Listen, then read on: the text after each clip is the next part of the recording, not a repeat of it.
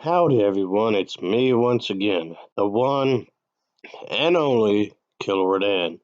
And today I'm doing this again where I'll talk about movies that were supposed to be made but weren't. Well, of course, this could be a number of different reasons. It could be because of delays or whatever else could be, creative differences and whatnot.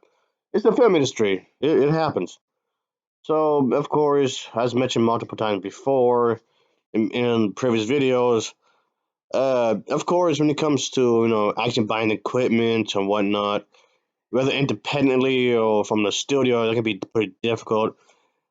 And also, having a big crew or at least a decent sized crew could be pretty hard to obtain. And just because you made it into the film industry doesn't necessarily mean that your film will actually be made. At least the version you have in your head, anyway. This doesn't mean you can't be made. It's going to be damn near impossible. If I'm getting at. Because your film has to gain some popularity and whatnot, because it is a market out there for some type of movies, of course. And and even if your film is already in production, that doesn't mean that would be the version you have in your head anyway.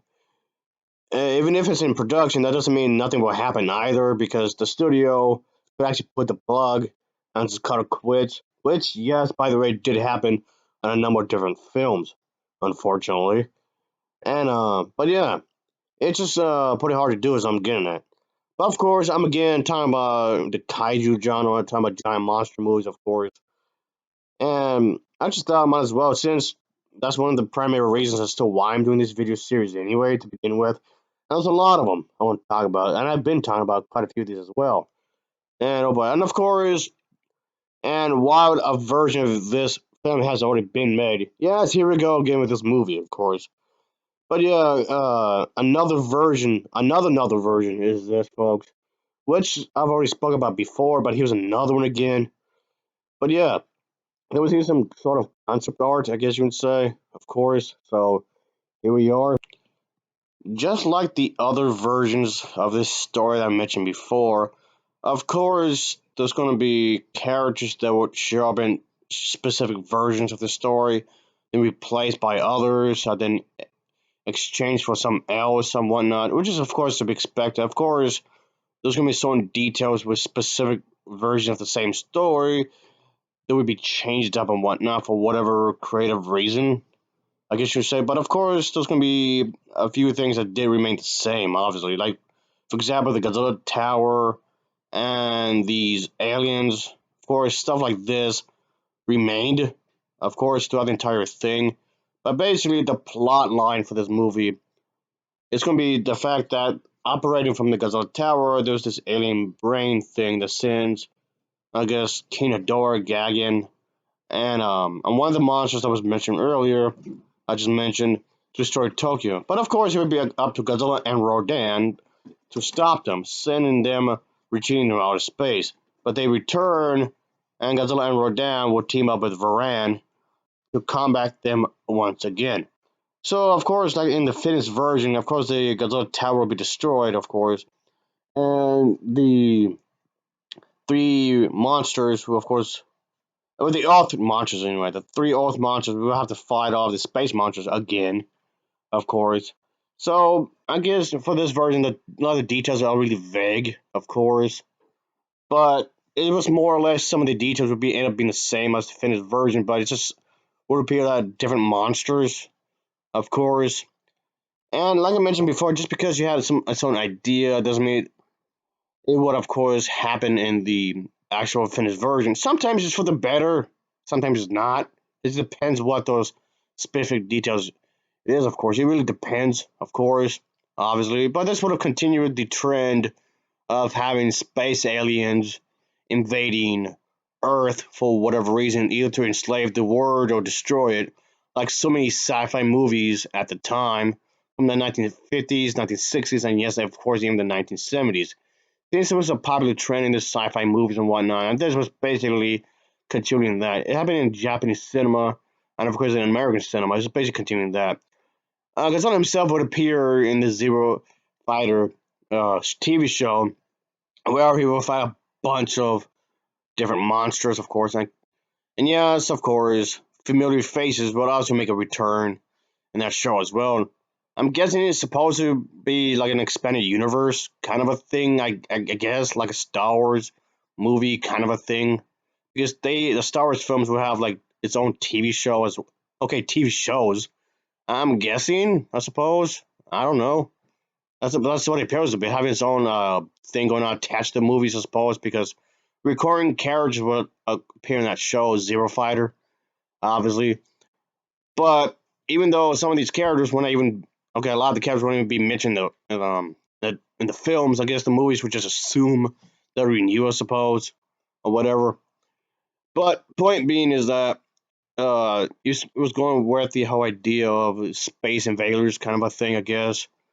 Of course, and in this version, I'm talking about Gagan will actually have could fire a spiked ball from his right hand.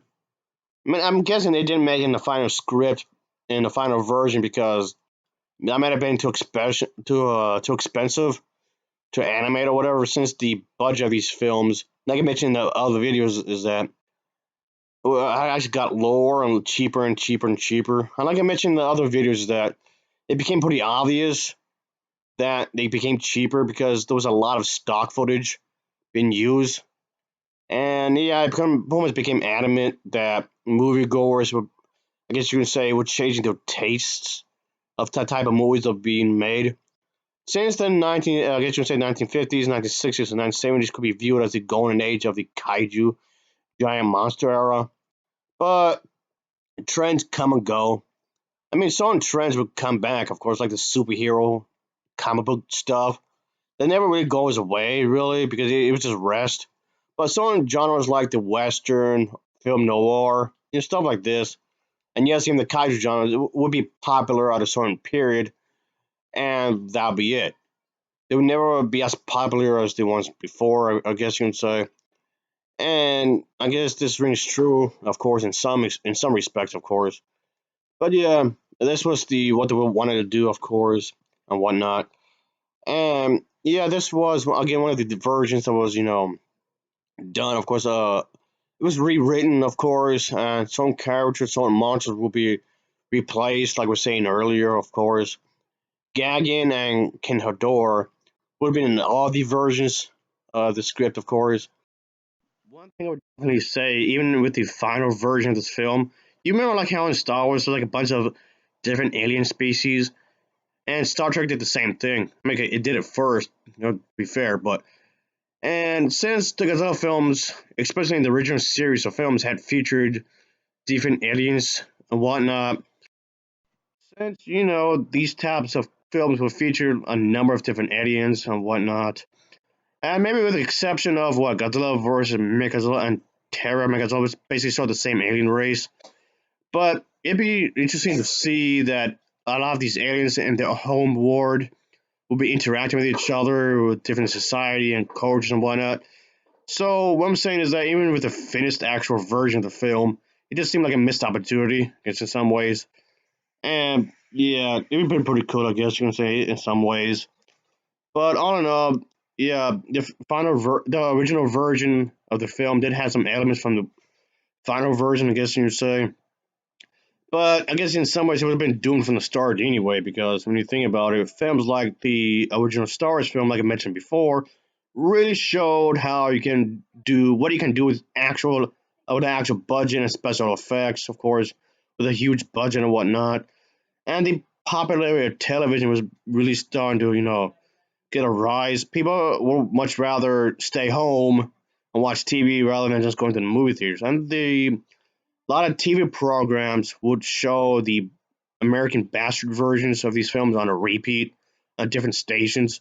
So that didn't really help either, really, when you think about it. But anyway, I guess that would be for now, folks. It's just thought something that'd be, I guess, pretty interesting in its own to talk about. And give me an excuse to talk about giant monster movies, because I like doing it anyway. Anyway, as always, thanks for watching and take care. Until next time, see you.